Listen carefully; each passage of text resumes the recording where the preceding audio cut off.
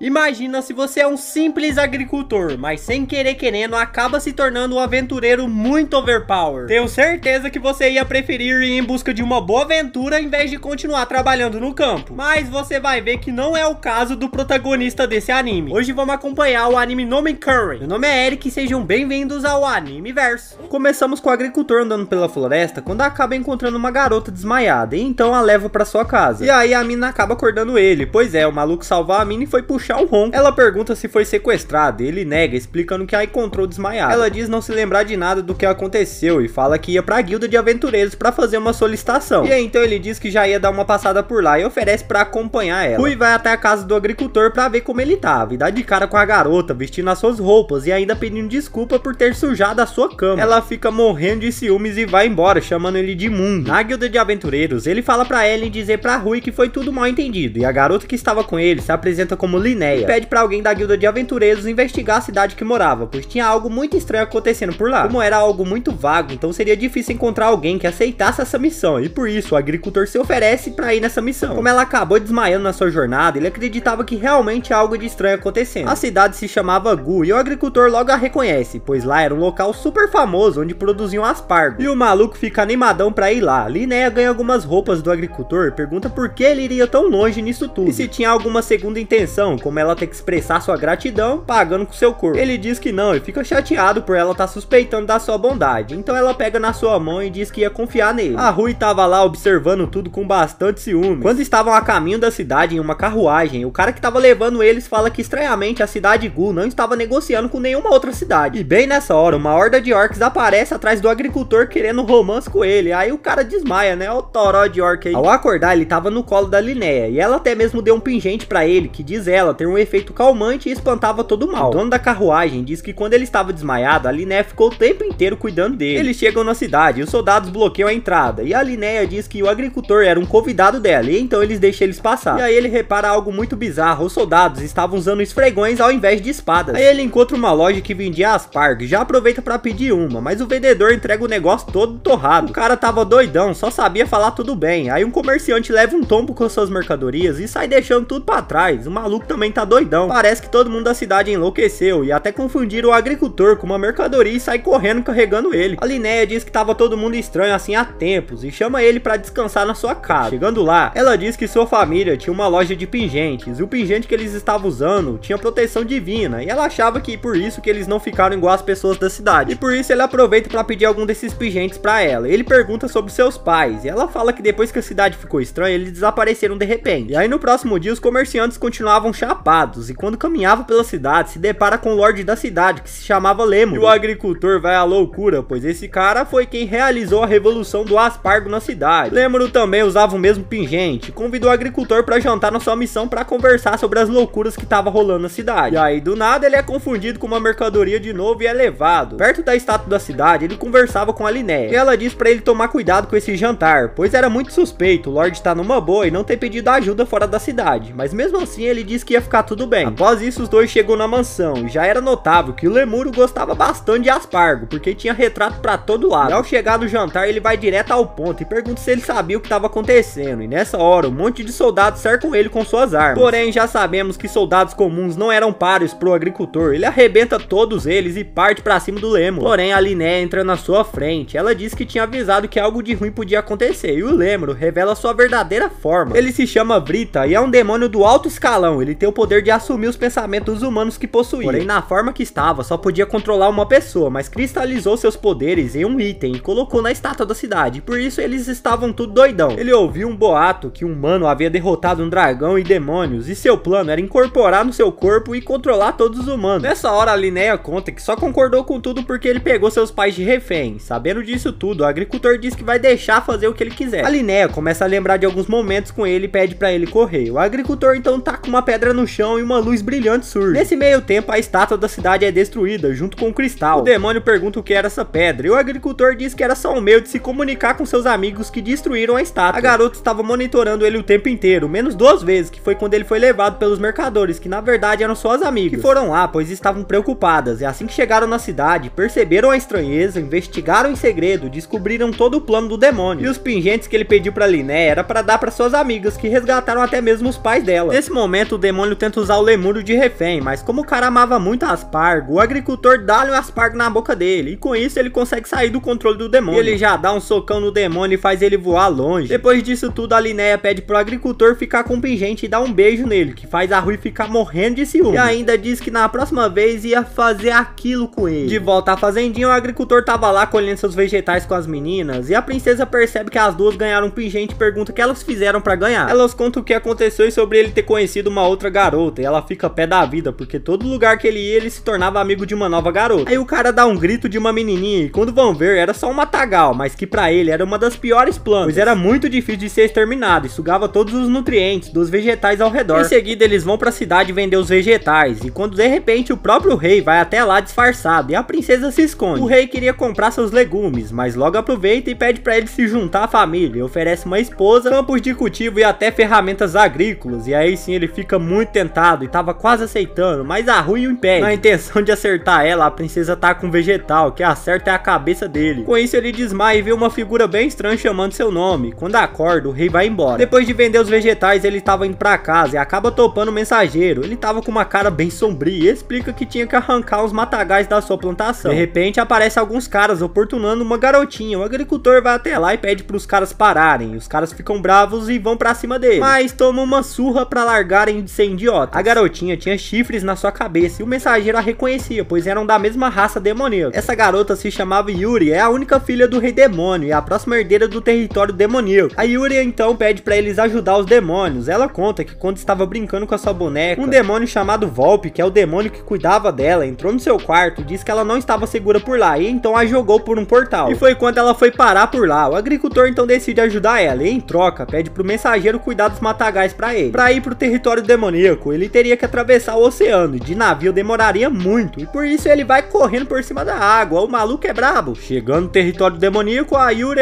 chama ele de irmão. Ele se lembra um pouco do seu passado, quando de repente o demônio chamado Volpe, que cuidava dela, aparece e começa a atacar ele sem parar, e até consegue arranhar o agricultor. Ele desvia dos seus ataques e quase acerta um soco, mas Volpe desvia e acerta ele em cheio, e a sorte é que o agricultor é muito rápido e aparece nas suas costas e dá-lhe uma joelhada na cara. Aí ele desmaia. Bom, pelo menos era o que ele achava, mas ele tava se preparando para lançar um ataque bem mais forte. Nessa hora, a mãe do agricultor aparece do nada nas suas costas e acaba com ele. Ela diz que ouviu do mensageiro que ele tinha ido pra lá e ficou preocupada, por isso seguiu ele. A Yuri diz que o Volpe era um dos usuários de magia mais fortes e sempre esteve ao lado deles, por isso o agricultor achava que ele poderia estar sendo controlado. Ao chegar no castelo demoníaco, eles se deparam com todos os soldados caídos no chão, e a mãe do agricultor fala que provavelmente eles lutaram entre si e alguém estava controlando ele. O pai da Yuri também estava inconsciente. Um dos soldados acorda e começa a falar pra Yuri ir embora, quando a mãe do agricultor puxa uma espada e estava prestes a matar ela, mas nessa hora o agricultor bloqueia o ataque. Ele diz que já sabia que ela não era sua mãe. Se ela fosse mesmo a sua mãe, quando te visse ia te abraçar com uma força suficiente para quebrar seus ossos. Bem nessa hora, ela revela sua verdadeira forma. Essa mulher é a Ylvia, a mesma garota que ele conheceu na sua infância e que cuidou dele quando ele estava doente. Ele fica sem acreditar porque era pra ela estar morta. Ela diz que estava assim graças ao grande deus maligno, e aí tá com um poderzão na Yuri pra demonstrar o seu poder. O agricultor consegue salvar ela a tempo, mas o poder faz um estrago danado que deixa ele assustado. A Ylvia começa a falar que ele era incrível por ter acompanhado a velocidade do seu ataque, mesmo que o poder do deus maligno dentro do corpo dele estivesse selado. A habilidade que ele conseguiu, chamado Aquele que Ama a Natureza, e fez as suas estatísticas aumentarem drasticamente, é uma habilidade do próprio deus maligno. Ele nega nunca ter conhecido esse deus, mas ela diz que ele conheceu sim, e começa a chamar ele pra ir pro seu lado e voltar como era na infância. A Yuri aparece e a Ylvia começa a enforcar ela. O agricultor vai pra cima dela, mas ela é muito forte e o impede. Quando tava prestes a matar ela, o pingente do agricultor começa a brilhar, e é quando o tempo para completamente, e aquela mesma figura que ele tinha visto antes aparece. Essa figura diz ser o deus bom, que foi obstruído pelo deus maligno, mas usando o pingente como catalisador, conseguiu unir o espaço-tempo e parou o tempo com seu poder. O deus bom decide erradicar o poder do deus maligno que tinha dentro dele, e concede seu poder para que ele pudesse vencer o deus maligno, e também ia fazer voltar um pouco no tempo para que ele pudesse salvar a Yuri. O tempo volta e ele ativa seu poder, mas seu poder apenas cria um monte de plantinha. O que ela não esperava é que essa plantinha era um matagal que cresce rapidamente e aprende. Ela até consegue se soltar e cria uma espada e parte pra cima dele. Ele então cria mais matagais e usa como uma barreira, e os matagais continuavam a crescer e prende ela. Aí o Volpe aparece, e dessa vez ele não estava sob controle de ninguém. Ele usa seu poder contra a Ylvia e acerta ela em cheio. meio. Eles achavam que estava tudo acabado, mas a Ilver aparece sem nenhum arranhão. Ela faz ele voar longe, vai até ele numa velocidade impressionante. Quando ela estava prestes a matar ele, o agricultor pede pra ela parar, e ela realmente diz que estava tudo muito chato, por isso vai embora. Mas diz que um dia voltaria. Volp fica muito bravo com o agricultor por conhecer a Ilver. E o pai da Yuria acorda e pede pra ele ficar calmo, pois o agricultor foi quem salvou a Yuria. O agricultor diz que a Ilver era sua irmã mais nova, e o pai da Yuria fala que se descobrisse algo ia contar pra ele. Em sequência, vemos a princesa conversando com a sua empregada, que agia como seu dublê quando ela saía. E quando ela sai, essa empregada faz uma cara bem sinistra. O agricultor vai embora e no caminho lembra que a Ilver tinha falado sobre ele já ter encontrado o deus maligno. Nessa hora ele lembra que poderia ser quando ele visitou a masmorra com Testa na sua infância, por isso a sua ideia agora era falar com Testa. Mas ele diz que não se lembrava de nada. Ele chama o Testa pra ir até a capital algum dia, mas ele diz que como era um agricultor e um pescador, não tinha tempo pra isso. Porém, na despedida ele fala que não podia sair de lá. No caminho de volta pra casa, o agricultor se depara novamente com um orc, que queria fazer um romance com ele, mas dessa vez ele toma coragem e encara o orc. O que ele não esperava é que seu soco não surja efeito algum, e quando fugir, os aventureiros aparecem novamente pra salvar sua vida. Na guilda de aventureiros, ele conta pras meninas o ocorrido, e elas falam que era muito estranho ele não conseguir derrotar um simples orc, porque ele era muito forte, véio. Ao mostrar suas estatísticas pra elas